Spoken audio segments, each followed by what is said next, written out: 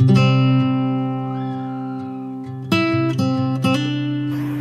kali ini kita akan mempelajari tentang ilmu politik. Sebenarnya, apa pengertian dari ilmu politik?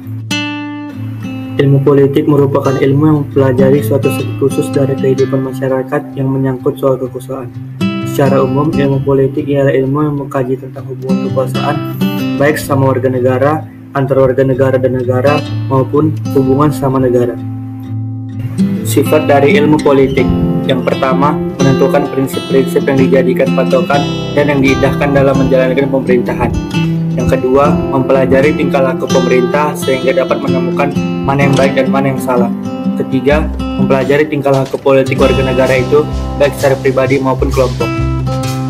Dan apa sih yang dimaksud dengan sistem politik bersifat terbuka? Sistem politik bersifat terbuka, yakni terbuka untuk pengaruh dari luar sebagai akibat dari interaksi dengan sistem-sistem lain. Jadi, apa saja tujuan dan fungsi dari politik?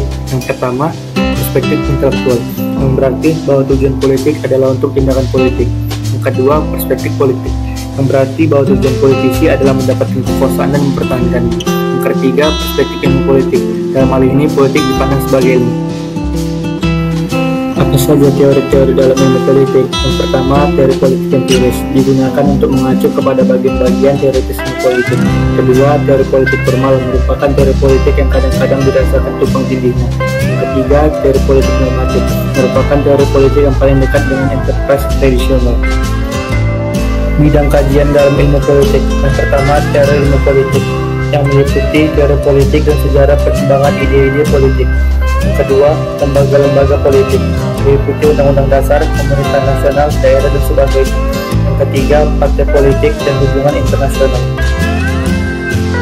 Konsep dan generalisasi ilmu politik. Konsep-konsep dalam ilmu politik. Berikut ini konsep esensial dalam ilmu politik. Yang pertama, politik negara, kekuasaan, pembuat keputusan, kebijaksanaan umum, distribusi dan alokasi, kelompok interest, sosialisasi politik, dan kultur politik.